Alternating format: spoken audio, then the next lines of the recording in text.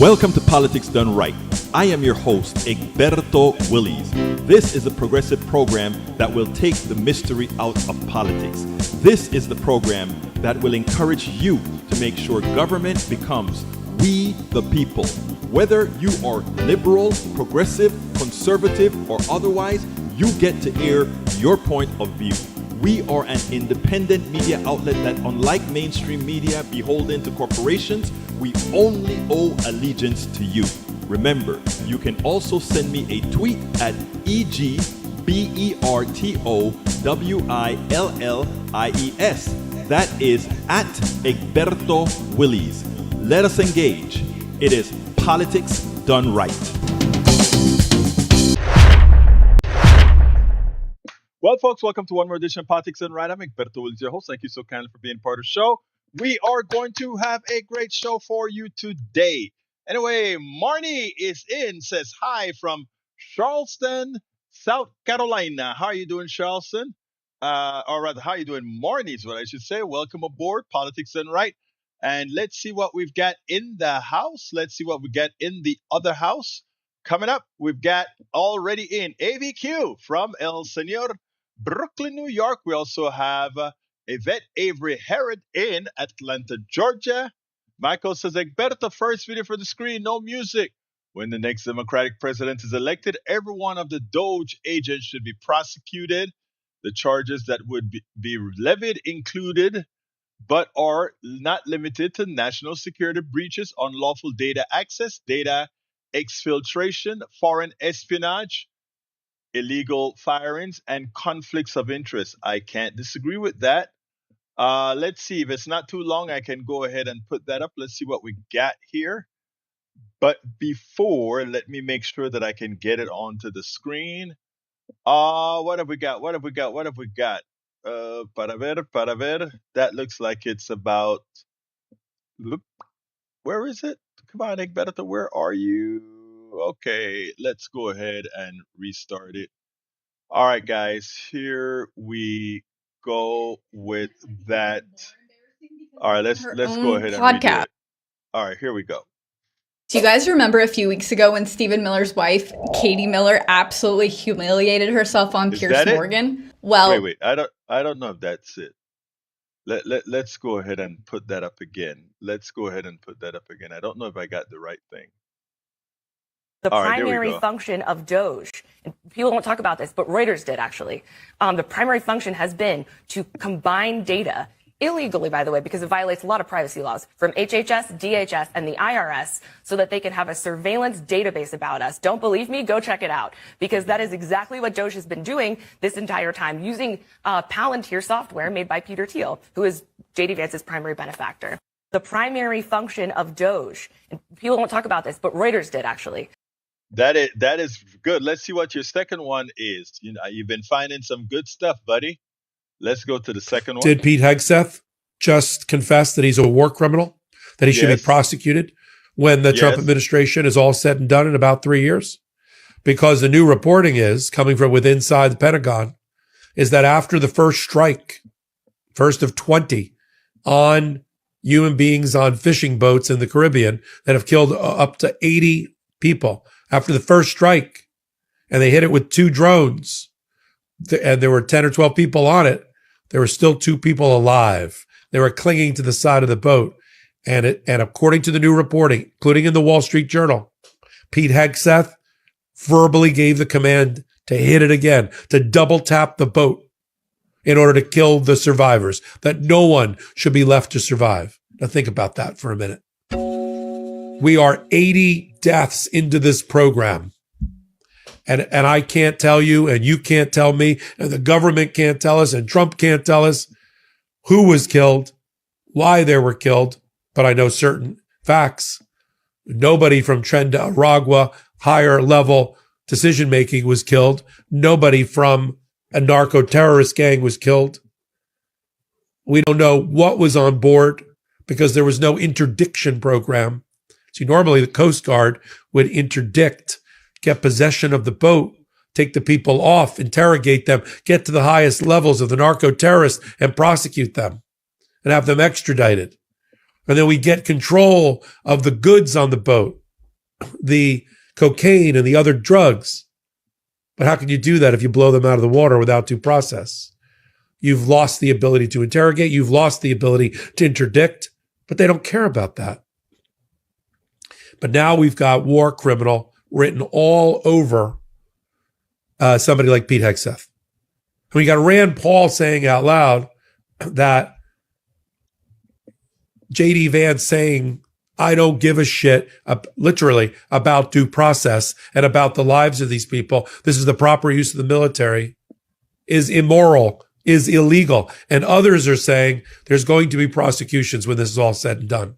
And to have the Department of Defense and Pete Hegseth lie to Congress and lie to the American people and say the only reason for the double tap and to take out those 2 lives clinging to the side of the boat was to clear the wreckage from the sea lane. What are you talking about? In a vast Caribbean Sea, Caribbean Ocean, we're worried about a fishing boat? Did Pete Hegseth just confess that? So, yeah, that is so true. That is so true.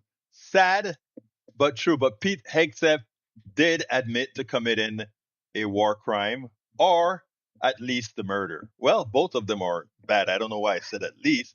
But we are now witnesses to war criminals in the administration. No doubt whatsoever, we're witness to war criminals in the administration. All right. I'm going to start. Let's see, Egberto, thank you for playing my shorts. I'm preferring pointing shorts to articles lately. You know, let me tell you something, Michael. One of the reasons when I write my blogs, right, there are 3 parts. The first part is a video. The second part is a summary. And the third part is an essay. And the reason I do that is for exactly what you said. You said, Egberto, thank you for playing my shorts. I'm preferring posting shorts to articles lately. Let me tell you what I've realized. People absorb their news in a lot of different ways. So when I write my Substacks, I make sure there's a video, there's a summary, and there's an actual essay. It then turns into a podcast that people can listen to on Spotify. It is also a video that they can listen to on YouTube and elsewhere. And it comes in pieces that can go on to shorts in YouTube shorts, TikTok shorts or TikToks. I think they call them reels, and also the other reels, Instagram. What I'm trying to do is provide the information to be digested in whatever form people are absorbing information. It's a lot of work, but your statement there just said it all. There are some people who only get their news from TikTok. There are some people who only get their news from YouTube. There are some people who like to read long essays. And there are some, and my essays are at least 500 words, generally between 500 and 1,500 words. And there are those who like a summary. And if the summary is something they're interested in, they'll go to the videos and they'll also go to the essay. That is the work to be done in this domain that we're talking about, to ensure that everybody that we open the door of information for everybody. Welcome aboard, Lee the Bearcat. Welcome aboard, Paul Fleming. How you doing, Paul? Also, welcome aboard. I think I called out Yvette Avery Errod from Atlanta, Georgia. Paul Fleming from Powder Springs, Georgia. We also have Lee the Bearcat from Austin, Texas. And I think we have Eric from Kingwood, Atascocita. Welcome aboard. What else have we got here? There are certain things I just won't read. Welcome aboard, Chris Rudick, Anita Mansell, Cynthia Mena, Damon Bastrom, Jim Martin, old guy, pissed off. Okay. All right. I'm going to start with an interview that I did yesterday. I got a call from one of the producers at KPFT, and she said, Egberto, a guy that I know from a long time ago, is passing through Houston Intercontinental Airport, and he is really into discussing this toxic masculinity that we are currently living through. And he has an organization called Equimundo that is trying around the world to solve the toxic masculinity problem. Thank you, Morny. I'm on Substack only now. You can't trust corporate media. UE become one of my favorites. I love you for that, Morny. Thank you so kindly for that. So this guy wants to handle toxic masculinity, and he's doing a good job. I want to play an interview that I did with him. Like I said, a producer at KPFT called me up, and she said, he's at the airport right now, and you should try to have a conversation with him. Well, a conversation for me is an interview, and that's exactly what we did. So he stayed there at the airport. We did the interview and discussed toxic masculinity and much. Welcome to another edition of Politics and Right. I'm Egberto Willies, your host. Today we are honored to speak with Gary Baker, PhD. He has been a global voice in engaging men and boys in advancing gender equality, gender justice, and positive masculinities for 3 decades. He's the CEO and co-founder of Equimundo, Center for Masculinities and Social Justice, a major contributor to international activism on male allyship and gender equality. He was the first executive director of Instituto Promundo in Brazil and led its pioneering work on healthy masculinities. He's a co-founder of Men Care, a global campaign in more than 50 countries to promote men's involvement as caregivers, and co-founder of Men Engage, a global alliance of more than 700 non-governmental organizations. Welcome to Politics Done Right. Gary, how are you doing this afternoon? I'm doing okay. Thanks for having me. Well, Gary, when I was contacted about talking to you, given your history and your family's history on doing what I call positivity for humanity, I said, this was a good time to speak to you, especially in these times where we have administrations that are bringing us many times back to the past. Tell me about what's the genesis, purpose, and what you intend to do with this organization, or what you're doing. Partly, it starts with stories back in Houston, Texas. So, I grew up from 10 to 18 in Houston. My dad was a social worker. I witnessed a school shooting in Ailey Felsick High School many years back, and begin to ask, how are we making men so? There were so many of the stories that my dad dealt with as a social worker that were related to men's use of violence, men's absence, men's non-involvement as fathers. And after that, the school shooting and kind of making sense, I said, there's a conversation to be had here on how we talk about manhood. It's something we don't talk about and ask about much. But if we look at men's violence against women, if we look at our prisons, if we look at 3/4 of our suicides, if we look at who is most likely to use the most lethal forms of violence, it's men. And this is not part of how we're born biologically. This is made and learned. And so we've got to be able to ask questions of how we change it. And met and engaged with lots of feminist women who had been acting to end men's violence against women for many years. And I said, should men be part of this? And they said, absolutely. Most of that was in Latin America, where I went early in my career and lived for 20 years. And then more recently, last 15 years, I've lived in Washington, D.C., where we're based. And our message is pretty simple. We can talk to boys and men. We need to understand what's up with boys and men. And we need to have deliberate conversations about how we pull out the best in men to be the caring, connected humans that we can be. And it's even more important in this particular moment of our politics where there's so much anger and hate being spewed, and so much of it's about kind of as men. As a Latino from Central America, Panama specifically, and of African origin, I can tell you that I can understand why a lot of the action started in Latin America, because machismo is prevalent in not only Central America and even the Caribbean and Africa, but it is more, in as much as it is so prevalent in the United States as well, or the Western countries.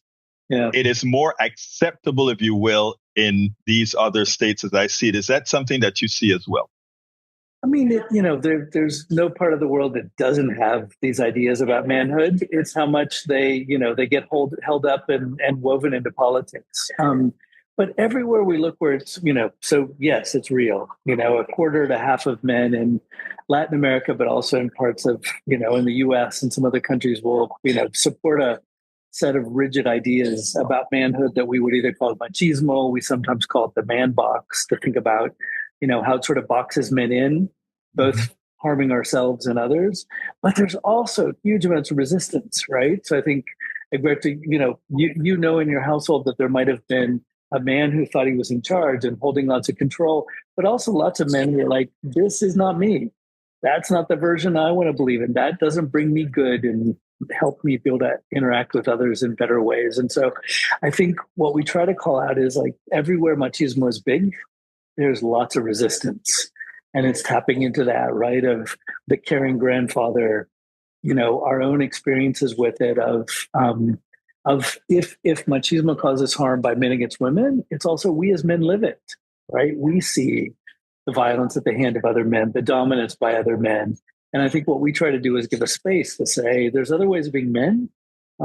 We don't, that are about caring and connection, respect for others. It's not in dominance that we find our best selves. So agreed with kind of how prevalent it is in Latin America, but also just impressive how many men and women resist it. That's great. Now, what always fascinated me, and even for myself, I extricated the sexist manner that I was reared with when I came to the United States under the tutelage of a whole lot of strong, good women. They extricated that out of me. Now, what's interesting is I wondered often if I had my daughter before said extrication, if that would have been automatic, because I cannot stomach my daughter being mistreated or being sexually prejudiced by, or not sexually prejudiced, but prejudiced by gender. That hurts me, right? So I wonder how much of that comes from, well, I have a daughter, I have a mother, I have a sister. How can I be one who tolerates that for women? Yeah. I'm a girl dad too. And I do think, sometimes men are critiqued if, oh, you just care about this because of your daughter. I'm okay if that's where men start in this journey, right? There are better versions of manhood out there. And that, some men take that very personally and kind of feel like we're critiquing these versions that they grew up with and saying, I'm pretty sure that your manhood is not about harming others. It's just being brave enough to talk about it, right? And to call out when you see other men cause the harm. And so I do think a lot of men, by their, being raised by strong women or strong women in the households, kind of come, this version of manhood I've been taught has got some big holes in it. But mixed in is a lot of the good.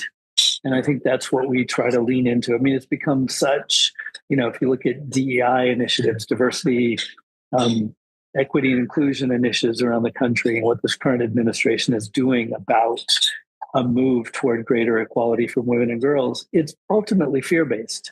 It is men who are afraid to be in a world where we're all equal. Because it's, if I'm used to having privilege that I don't want anybody to question, and now I'm in a world where it's equal, dude, it's tough for all of us. And you're going to have to step in, to that. So I think it's important for men to tap into that. I care about equality for women because I, have a mother, a daughter, a sister who I care about. Go for it. It is confirming to hear the CEO of a company, Equimundo, who actually said something that I just wrote about 2 days ago with respect to DEI and manhood and fear. I mean, it is reaffirming to hear you say that. Now, there are some real issues right now. More women are going to college. More women seem to start excelling. And one of the things I also placed in that article was a statement that when you force others to work harder than those who have currently attained that job, it makes them stronger. And I think and tell me if you agree or if I'm right or I'm wrong. I think in as much as prejudice is bad against women or against anybody, what it tends to do is make one much stronger. And then that even increases the competition against men. Yeah. I agree. And there's a moment now where, boys are struggling in school. I think lots of countries and in the US, we see universities now are 60% women and and sometimes even higher. Guys are a little confused. I think one is, the women's rights movement was fabulous about both creating awareness of how women had been excluded for years and the need to say we need new policies. Women have got to work harder to get there. And I think we haven't had a similar revolution with our sons. What's the new manhood that's going to help you succeed in this very unstable job market? You're going to have to work. You're going to have to learn personal skills that may have not been just the technical ones you thought you had before, and pathways, to stable work for a lot of, kind of traditional male jobs are really unstable right now. So I think we've got a moment where I agree with you about women and girls feeling like they had to try twice as hard to get half as far, and guys have not figured out how to deal with that. But I also think we have an economy that's tough for everybody. And guys in particular have not, I think we've not figured out how do we talk to our sons about succeeding in this very challenging market when the kinds of jobs we thought we had before aren't there. Look at nursing. Why aren't we telling more of our sons to go into nursing, for example? Right. You make a good salary. There's hundreds of thousands of nursing jobs that are going open. To give one example of where men would feel like, well, that's not a man's job. And you're like, dude, caring for somebody else, doing a dignified profession, or, let it be said as well, a pretty good salary. I think it's those kind of conversations we need to have. And if we on the, more progressive side don't have them, we know who taps into the frustration and how that gets twisted. So I think we've got to step into that and say, we've got to look to our sons and offer new conversations about the kind of jobs that are there, about what it is to live with a partner who makes as much as you do, maybe more. And that is okay. But we need you to feel confident and connected and like you've got a future as well. Tell me a little bit about Equimundo and how Equimundo, along with its partner organizations, are tackling this problem. Yeah. So one, we talk a lot to governments. I'm on my way to Australia. I'm in Intercontinental at the moment, connecting to Sydney. We do work with corporations, foundations, governments on how do we bring men into conversations about violence prevention, particularly engaging men to end violence against women, about fatherhood and care. How do we promote policies to get men and support men to do the caregiving as fathers and sons and others who have care duties? We also do a huge amount of work online. There's been a huge explosion in the last years of this thing we call the manosphere, a lot of harmful voices online. We do a lot of engagement there with content creators, game makers, script writers in Hollywood of how do we tell better stories about men and how do we reach men online. We do program work. We train in schools in about 20 countries. We've got a curricula and approaches where we bring men and younger men and boys into conversations about healthy ideas about manhood. And that's all in partnership with key women's rights partners, with girls. It's not kind of sitting men over in a separate universe. Sometimes there's boys and men only conversations, but it's always, the vast majority is in dialogue with women and girls. We're about 25 full-time people and then lots of partnerships. So that, we're not trying to become a massive organization. We're trying to infuse our ideas in other spaces. As Melissa Noble said, one of our producers at KPFT, you do great work. Now, one of the things, the last question I always ask is, what should I have asked that I neglected to ask? Oh man, well, since you brought up fatherhood, you should ask about my daughter. Tell me about your daughter.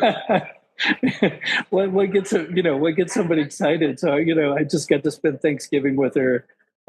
She works on trying to influence Hollywood content makers, script writers, et cetera, about more authentic stories about young people. She's half Brazilian, half US. So, if you talk about something that keeps me passionate, is seeing her make her way in the world, find her voice, have some impact. And also just, she's really good. She's now 27. We spar in thoughtful ways. I think it's good for dads to be challenged by, obviously with our partners and wives as well, but there's something about that father-daughter sparring together with deep love and respect it's an amazing relationship. Dr. Gary Barker, CEO and co-founder of Equimundo. Thank you so kindly for having been a part of Politics Done Right. Thank you for having me.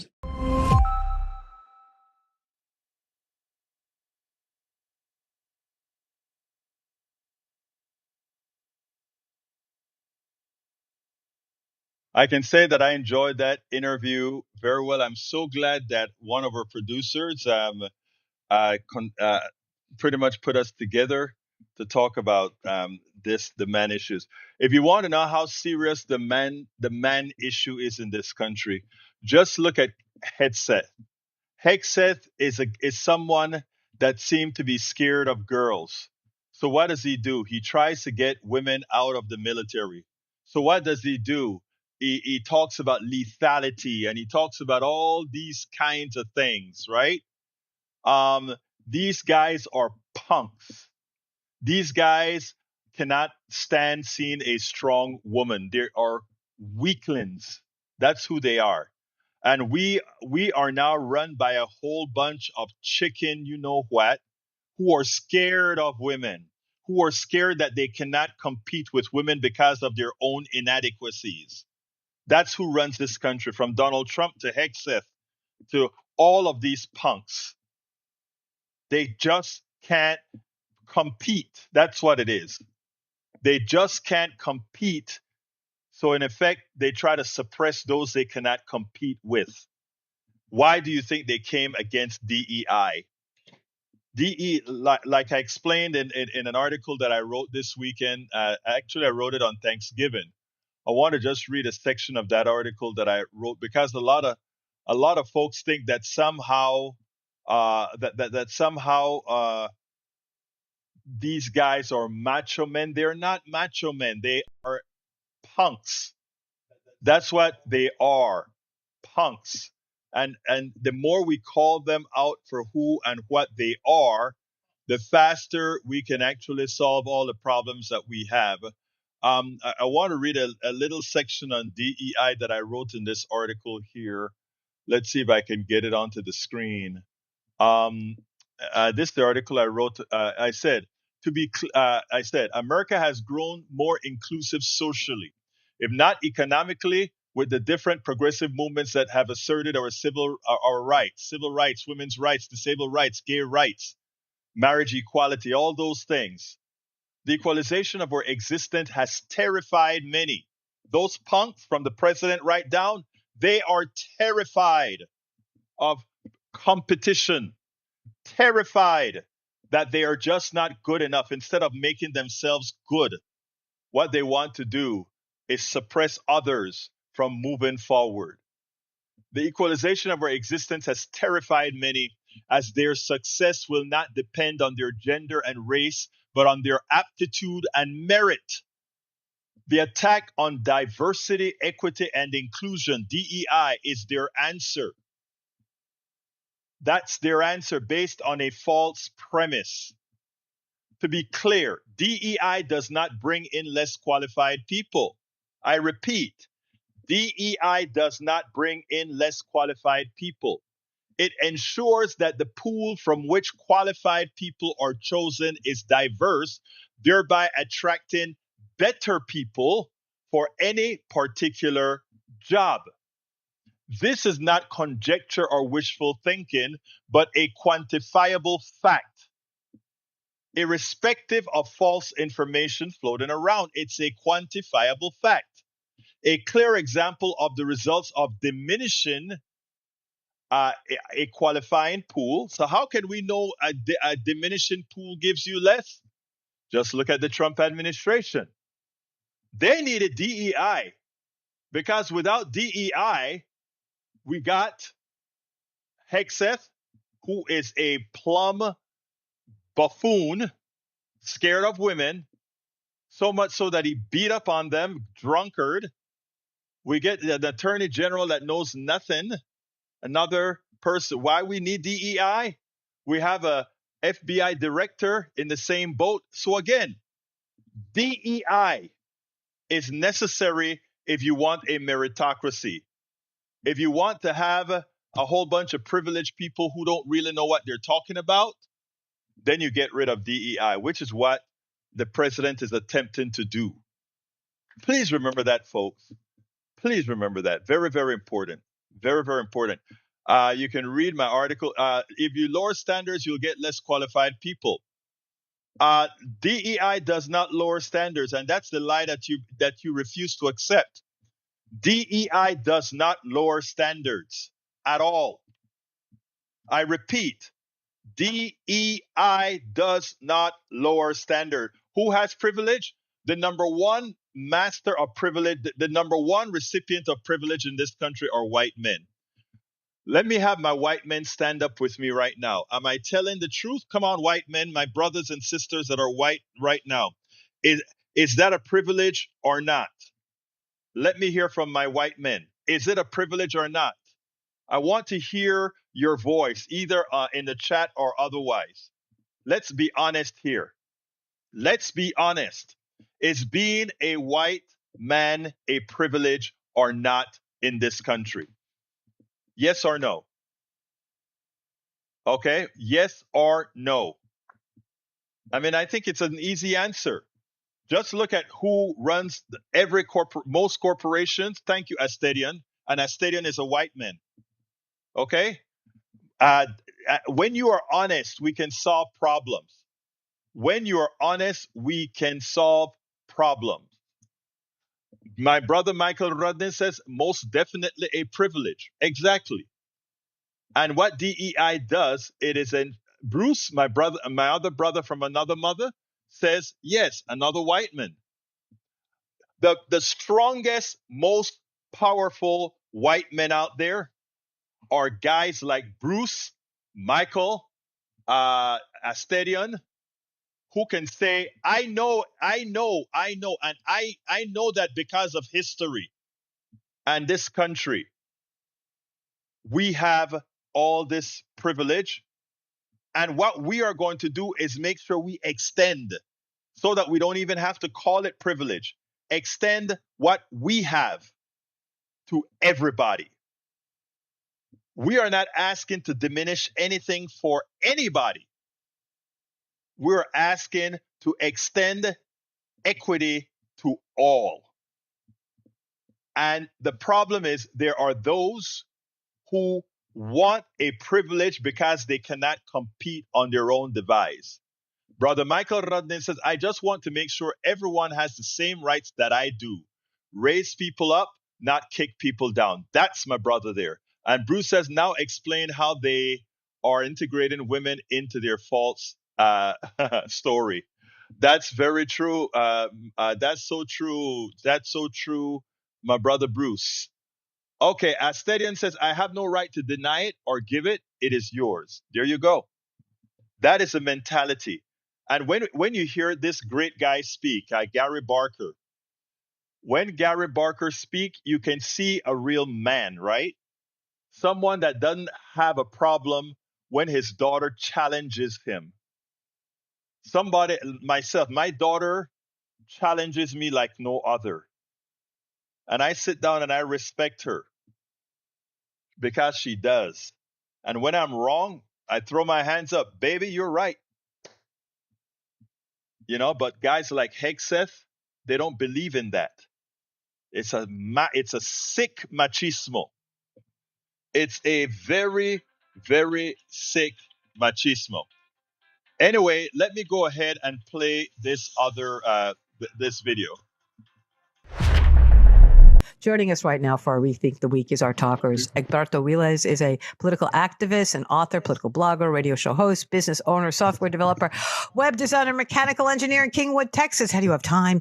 Egberto is host, producer of Politics Done Right, aired on the Pacifica Network's KPFT 90.1 FM and other networks. You can read his articles, Egberto Off the Record, at his Substack. Welcome to the program. Thank you so much. Every Friday, I do a show that focuses on Texas. So you would think I was going to do gerrymandering, or maybe I was going to do what happened with those 6 members of the Democratic Party, or I was going to do Epstein. You know what I did? I talked about abortion and Texas. All right? Because again, there are so many things happening simultaneously. I don't want people to forget.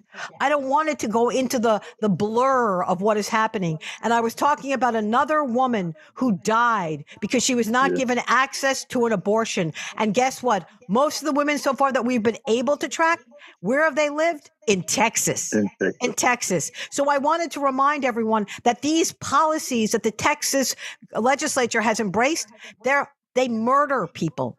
They kill people. Okay? This isn't a policy. This is a death sentence. So this is why when I asked Stephen about healthcare, I just want everyone to know everyone's focusing on what happened with the court and the gerrymander. But at the same time, where did I go back to? Something that Texas has been instructing me in, sadly, for way too long, which is about abortion. But when we went around the horn, everyone, I asked Egberto, what do you want to talk about? And you mentioned 2 things. You mentioned Venezuela and manifest destiny. So maybe you should start by reminding our audience, what the hell is manifest destiny and why do you sort of connect the dots? In simple terms, manifest destiny, and I know historians won't necessarily define it this way, but manifest destiny gave the moral authority of the United States government to massacre. It gave them the moral authority to take what wasn't theirs. It gave them the moral authority to say, we are divinely ordered to take what really wasn't ours. And how did they accomplish that?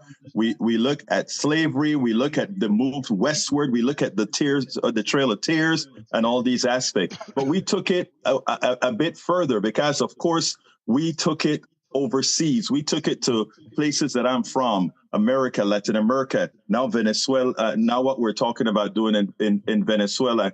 We are using this fantastical theory, or I don't even know if we should call it a theory, to justify what we are going to do in Venezuela, to justify what we did to the West. And I think it sort of give Americans a reason not to go up against the government and say, what you're doing is actually wrong. And coming from the place that I'm from, it is hurtful because let me tie this into that abortion thing you just brought up, because one of the things that you just did is you clearly pointed out that we are not trying to protect children in Texas. We're killing women. Yes. Well, you actually said we are murdering women. In Texas, we don't accept the Medicaid expansion to the Affordable Care Act that we already here in Texas are paying for. That would only cost us 10% subsequent years, but 0 the first 3 years. We decided not to take it. We murdered Texas residents. Yes. You pointed that out with the graphic language that you're doing. Because we don't use those languages, because we don't have a mainstream media that covers these issues the way they should, because we don't have a mainstream media that cover manifest destiny as what it really was, Venezuela is just another blip.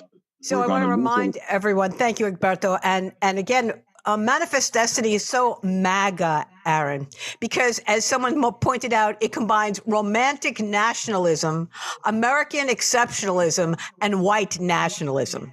Mm-hmm. It's like the 3-legged stool. And when you think of what Donald Trump is doing and his appeal to his MAGA base, he literally is checking off all those boxes. So what they see that's happening in Venezuela, what they see what's happening in the threat now with Mexico and many other parts of North America, they see this as part of their right. that this is their right and their obligation because, after all, they're exceptional. We know, Egberto, you can actually look at almost every aspect of this administration. Look at what they're doing with deregulation and environmental policy. Once again, and as they're celebrating drill, baby, drill in the oil and gas industry, they know exactly who, because of deregulation, will now not be able to breathe, will not be able to drink their water, who will not be able to sort of access the kinds of quality of life. And that's intentional. So not only are they not getting, as you pointed out, the Medicaid expansion, not only do you have the highest percentage of uninsured in the country in Texas, but now as you deregulate what is a very important industry in Texas, I mean, there isn't any aspect of this that doesn't say we want you to die. Think about it. I mean, and some of it is subtle, some of it is more direct, but in the end, they want them gone. They want them gone. What did Stephen Miller suggest at one point in time? That the population of the United States should be about 100 million? Well, guess what? Where do those other people go? Well, they're either going to be, pushed out of the country and self-deporting, or they won't survive, Egberto. That is so true. I mean, I want to tag on to that and to make mention of what Aaron and Lincoln alluded to, that it's all about money. Donald Trump acts like a poor man. Okay, he's wealthy, but he acts like a poor man. Every single president of ours, good ones, bad ones, etc., they've always been the wards of the plutocracy. They've always, our economic system is biased towards those with capital. We know that. So they've always justified that. But Donald Trump felt like he needed to accumulate it personally. None of the other presidents, they realized that having physical money or physical assets when you're the president of the United States isn't important, because you have the power. You have the power and everybody cedes to you. Everybody yields to you. Donald Trump didn't do that. Donald Trump seems like that poor person who finally found a piece of bread and just trying to get as much of it as possible. And in the process hurts us. You made a mention about not caring about us. A little corollary with Texas. We're the drilling capital of the country, if you will. And we have hundreds of thousands of wells out there. We don't even know where they are. We are doing fraction-based fracking, etc. And in the process, we're destroying farmers' fields throughout the country. Throughout the state. We have bubbled up radiation and all this chemicals coming and harming animals and fields, etc. People that, as you said, don't matter are the ones that are suffering from this. But the worst part about this is, while the Chronicle had one big story about this, it just goes ahead and goes. Egberto, what just happened this week with the gerrymander decision that basically overturned what Texas did, which I just could not stop high-fiving. And then, of course, I read the dissent and I went into therapy. But more importantly, that to me, again, if we want to do all the things that Stephen is imagining, we have to first make sure that we can actually pick our politicians and not have our politicians pick. Because if I can't pick my politician, I can't find another choice. I can't vote for a progressive. I can't reject a Republican because that ability has been taken away from me. So what happened with that decision with Texas is huge. It is huge. Now the question is, what is the Supreme Court going to do, which is going to be very interesting. Are they going to call Governor Abbott a liar when he said we were doing this for racist reasons? He actually said what should be like unbelievable coming out of a governor who used to be the Attorney General, who used to be a Supreme Court justice, and is now a governor and knows exactly that you can't use race. You can use every other thing, perhaps. So I do think that as we talk about all the things that Stephen imagines, we can't get to that imagining unless we're in a position to be able to pick the political leaders we want. But between the money and the gerrymandering that is being denied over and over again, and then, of course, throw in voter suppression, and we are literally trying to crawl through broken glass to actually exercise the franchise. 100%. And let me just say this. First of all, I think we start executing. I love what Lincoln talked about when he said it wasn't only about healthcare. And if we did healthcare only, we would have lost the battle because we wouldn't take into account what you just spoke about, voter suppression and all these other issues. My assumption is that the Supreme Court will side with Greg Abbott and that the redistricting will be back on in Texas. I also think the Voting Rights Act, for all practical purposes, is dead. Okay, so I think we have to go under the assumption that that's going to be our new reality. But you know what else is our new reality? The country is a lot better. Individual people within the country, they're a lot better than the leaders, the current rightward leaders and middle leaders. The country is much better than these folks. Egberto Willis, Stephen Pimpere, Lincoln Mitchell, and Aaron Rosenthal are all of our countries. All right, folks. I had a little bit more to say there, but since my network had gone down and I was on the phone, it started to crap out on it. But yeah, I tell you what I wanted to say there is that even when the Voting Rights Act is dead, which I think it's going to be shortly, what we are going to have to do is really go out there and campaign. I want to address what you just said, Michael. You said, Egberto, if the Voting Rights Act is dead, minorities are about to lose their voting rights. And, I look at that in two directions, right? I think that let me be, I don't want to be naive in the way I'm going to say this, but I want to be practical.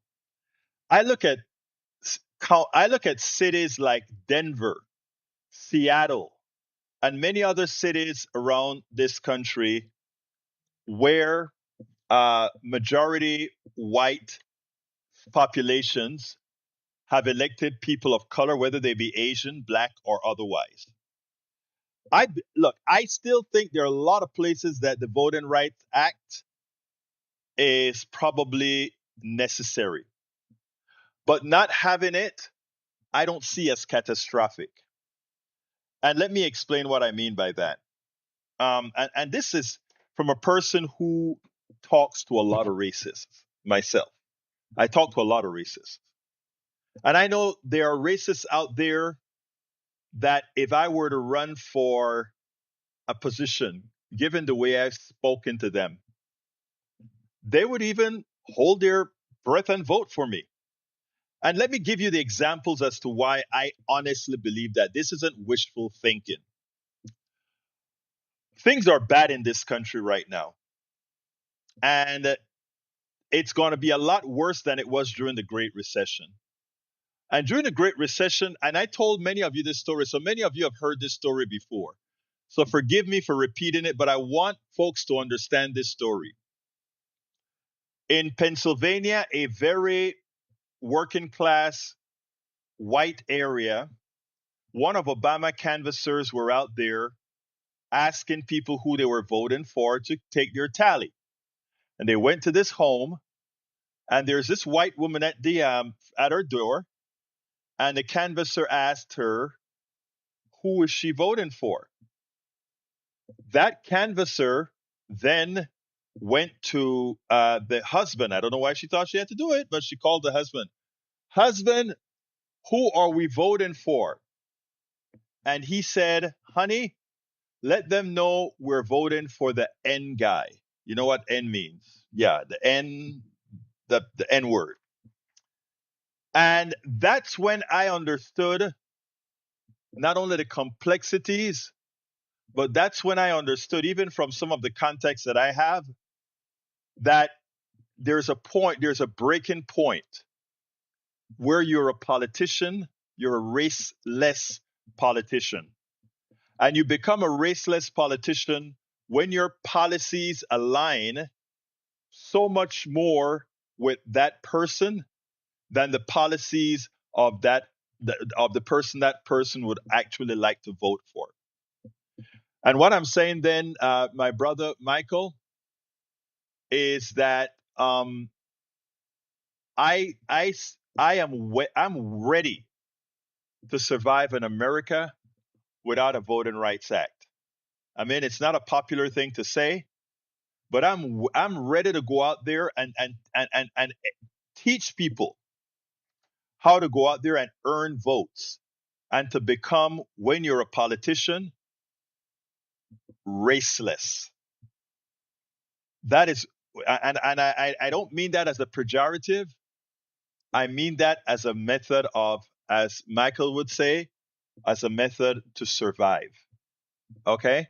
And again, I think if we stop being fearful of what these people can do to us, because it is true that they'll do things like make registration difficult in minority areas, or make put wrong bad voting machine. All of those techniques will no longer be covered, right? I mean, will now be reinstituted. But knowing that they will be reinstituted, give us the impetus to go out and fight it. In other words, if they're going to slow things down, we're going to educate the communities on how to vote. But we're going to have to do the work. And that's what we're going to have to do. Egberto, please read out. Republicans purged 4.77 million votes in 2027, mostly from minorities. This alone was sufficient to affect the election outcome against Harris. We lose the Voting Rights Act, the vote purge is going to be an order of magnitude worse. Yeah, a vote purge is not, a vote purge is one thing. Stopping somebody from registering to vote is another. We know the vote purge is coming because we've seen the vote purge before. The question is, are we going to enlist? Let me put it this way. Kamala Harris, her consultants that she paid millions of dollars to were dumb, and they didn't understand politics. You see, our Democrats pay a lot of these guys a lot of money. They could have come to a lot of us right here in this chat, and say, how best do we address the community? We don't need a guy in New York or a guy in Los Angeles to tell us how to deal with people. Let me tell you why I'm saying that. Because had they done that, had they invested their money in people like us, we would have said, we are going to get people. We know that the voter purge is coming. We would have had instituted programs that we did. We listed a whole, look, voter records are public. We would have taken our mailing list and started querying all these different databases, registered or not, registered or not. And if they're not registered, contact them and get them registered. We don't have to ask that person in wherever they are to constantly do the checking of the registry or the database. Once we have their information, voter registration is public record. So we can constantly have tools that check to see if our section is registered, and if they're not, if the thugs in the Republican Party remove them from the registry, we can then go ahead and get them registered. But Kamala Harris didn't put her money into things like that. They went to these high price Democratic Party agents. They didn't think outside of the box. Donald Trump thought outside of the box. What is a Donald Trump? Donald Trump was on Reddit. Donald Trump was in the manosphere. That's why he got so many kids to vote for him when he got. His people were thinking outside of the box. They were getting all those weak men to vote for them. You have got to fight the battle in front of you. Will the Voting Rights Act die? Yes, in my opinion. I think the Supreme Court just about, Roberts have been saying that for a long time now. So it's dead. How do we fight that? I just gave you a prototype. I just gave you a prototype. We start building our databases of registered voters. And then we start validating those who have been moved away, have been purged. Man, this isn't rocket science. This is just hard grunt work that can be done, not by the consultants, but by people who know people. By people who know people. All right, we are at 57 right now. We're almost out of time. Anybody, just give me a quick call, 281-823-7747. If you're interested, I can take one or two calls. 281-823-7747. Una vez más lo voy a repetir. 281-823-7747 if you want to call. All right, and likewise, I'd like to ask all of you, tomorrow is Giving Tuesday. I'll be sending out a newsletter asking you to support Giving Tuesday by supporting us. Our equipment is getting aged.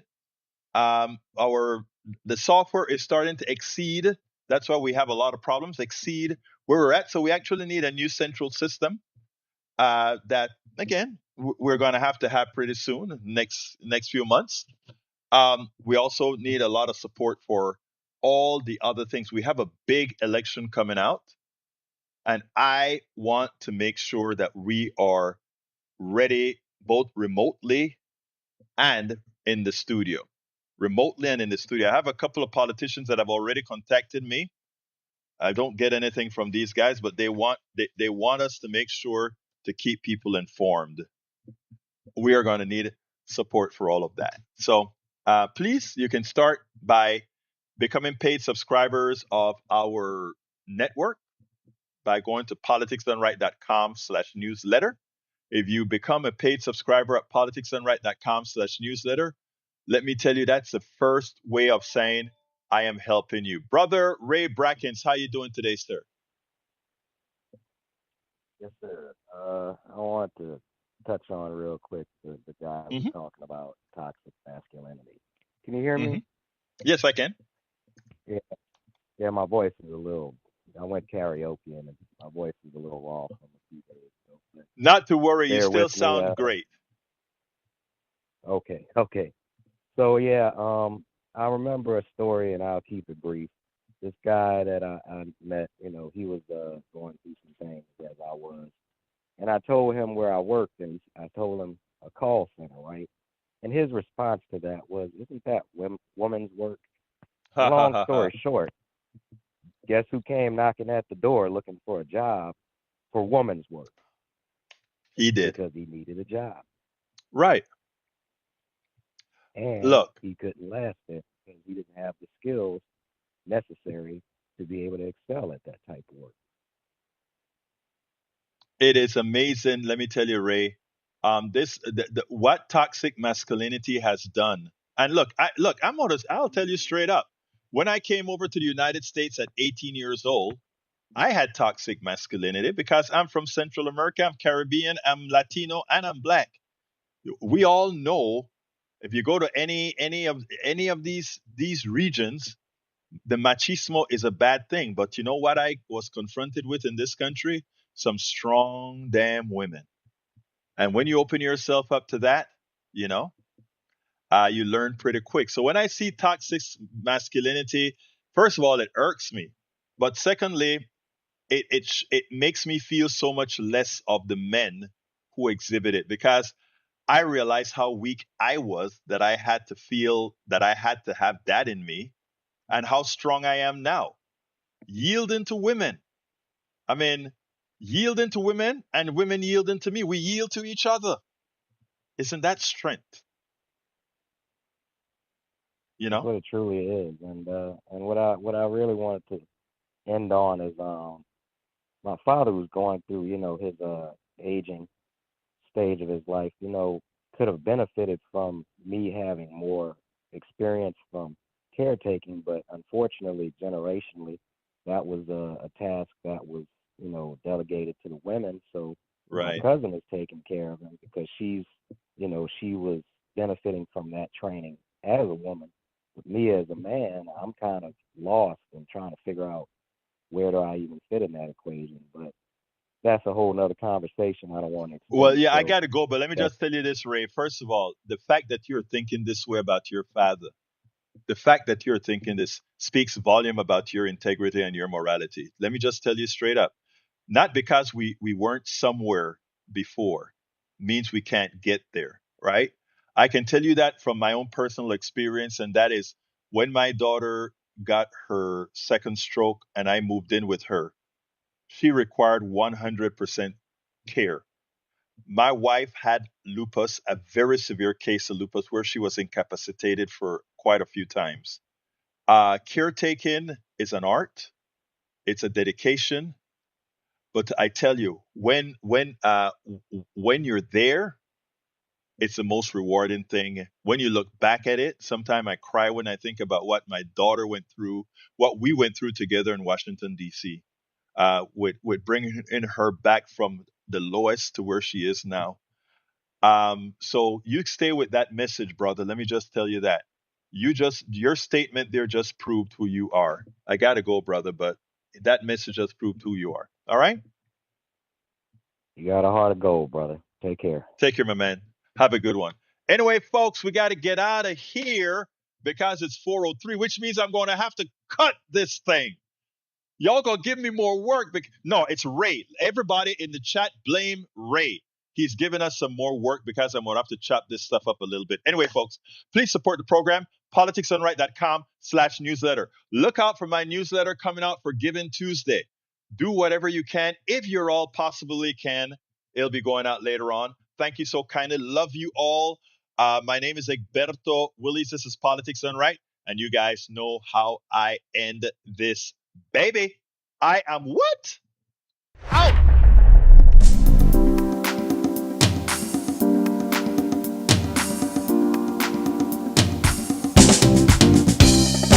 Welcome to Politics Done Right.